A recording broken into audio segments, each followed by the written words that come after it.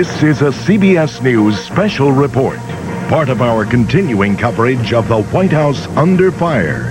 From Washington, here is Dan Rather. Good day. 0 hour on a steamy, muggy, and defining day for President Clinton and Special Prosecutor Ken Starr's investigation of the president's personal life. At this hour, President Clinton is scheduled to begin his closed-door sworn testimony live from inside the White House. That's testimony to Special Prosecutor Starr and Starr's grand jury. Now, the testimony will be sent to the grand jury by scrambled signal television hookup. That'll be direct to the courthouse where the Starr federal grand jury members will watch and listen. The president's aides say that he will tell, and I quote, the whole truth, unquote. White House officials are making contingency plans, underscore the word please, contingency plans for the president to address the nation tonight after his testimony. Now, reports circulated on Capitol Hill that possibly be at 10 p.m. Eastern Time, but let me underscore that that has not been confirmed. The best we can determine, no final decision has been made yet on whether the president will in fact address the nation, much less the precise hour. As for what's happening right now, let's go to CBS News White House correspondent Scott Pelley. Scott? Dan, a source tells CBS News that the process has begun. The president has entered the map room on the ground floor of the White House. The door has closed. His testimony will be underway in just a few moments. About half an hour ago, independent counsel Kenneth Starr and several of his deputies arrived at the White House. They drove in through a south gate and were immediately escorted to the map room in the White House. That is on the ground floor of the White House. The map room is so called because that's where FDR used to survey the battle maps in World War II. The president will be seated in there before a television camera. Prosecutors and defense attorneys will be with him. The signal will be transmitted about half a mile away to the U.S. District Courthouse, where 23 grand jurors will watch the president on live television and will actually be allowed to ask their own questions by passing those questions through prosecutors on the telephone. A little bit earlier this morning, the president's lawyers arrived at the White House. David Kendall and Nicole Seligman were seen coming in the south entrance. They have been working with the president all weekend long preparing his testimony. Sources tell CBS News that the president is now prepared to admit to a sexual relationship with Monica Lewinsky, but he is going to claim that he did not commit perjury in the Paula Jones sexual harassment suit. Mr. Clinton will say that the kind of sex that he and Lewinsky had was not covered under a legal definition in the Paula Jones suit. Dan? Scott Pelley at the White House. Let's go now to our CBS News Washington Bureau and our chief Washington correspondent, Bob Schieffer.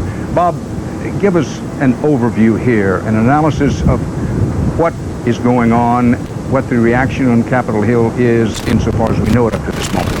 Well, I think, first of all, Dan, this is the crossroads. This story is moving beyond where it was. I'm not sure any of us know where we are, but it's moving beyond where it was. This is a big deal in every sense of the word. From here on, this is going to be a different story both for this president and for all of us that are covering it. As for Capitol Hill, Capitol Hill wants this thing to be over. What Congress is hoping and praying for is that somehow this can be resolved and it won't be dumped in Congress's lap. Politicians hate the unknown. They don't know what the impact of this, either Democrats or Republicans, what the impact of this will be on the November election. So they're hoping in some way for some kind of conclusion. Another kind of interesting thing, Dan, about 3 minutes ago, I was talking to somebody at the White House, and within the White House, the president apparently is very determined to keep a kind of business as usual, a normal kind of atmosphere there. The last thing he did before he went into this meeting with Ken Starr, he had a foreign policy and a chief of staff meeting with a pretty sizable part of his staff there. One of the people who was in the meeting said this was a real briefing. The president was very centered, he was very focused, and he asked a lot of questions. So the president, at least if for nothing else, for the benefit of the staff, he's trying to keep up a business as usual atmosphere within the White House. Bob Schieffer, let's underscore that CBS News has confirmed again that the testimony has begun. It has started. The grand jury at the courthouse is now hearing questions to the president and the questions answers. The answers from the president. Now, this is likely to go on for some hours. All anyone can do is guess about how long. Most estimates are that it will go on for at least 4 hours and possibly as many as 7 or 7.5 or 8 hours. But let me emphasize those are guesses. Let's go now to our CBS News legal consultant, attorney Kristen Jeanette Myers. Kristen, if, let's italicize the word if it turns out, as a lot of people are now reporting, including CBS News, that the president's intention is to, in effect, say, I did have inappropriate behavior with Monica Lewinsky, perhaps go beyond, but says that much. This will, in many people's minds, be a case of his changing his testimony. What I want to get from you is some sense of how this will change his legal position and what happens in the future, if indeed it does. Dan, what President Clinton said when he was under oath in the Paula Jones deposition was that he did not have sexual relations with Monica Lewinsky, and there was a very specific definition that included many different kinds of sex, and President Clinton said no. Well, if he's going to testify that they did have an inappropriate relationship, but that it consisted of sex not mentioned in that very specific legal definition, then for the point of perjury, it could be a way out. But don't forget, there's also the charges of obstruction of justice, witness tampering, and all sorts of things that Ken Starr is alleging there may be proof of and that he is investigating. But as to the perjury, it could be that he can wiggle out of the specific definition if he says that it was just a different kind of sex. Dan? Kristen Jeanette Myers, one thing about it today, before this day is over, whatever the president is going to say or not say, the grand jury will have been said. Let's go back to the White House lawn and CBS News White House correspondent Scott Pelley. Scott, you have an update on something, I understand.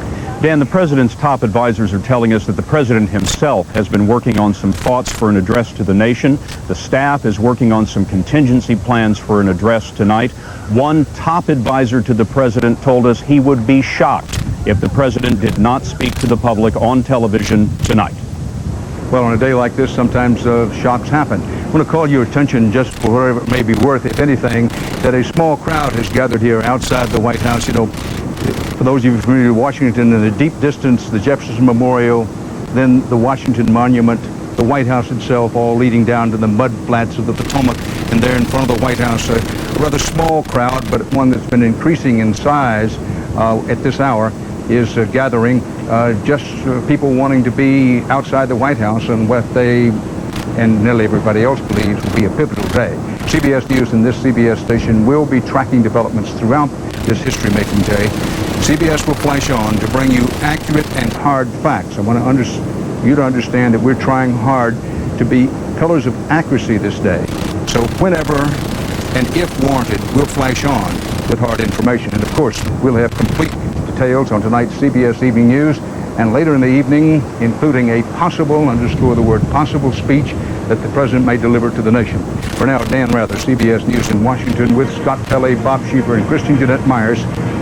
We'll see you as the trail winds on. This has been a CBS News special report.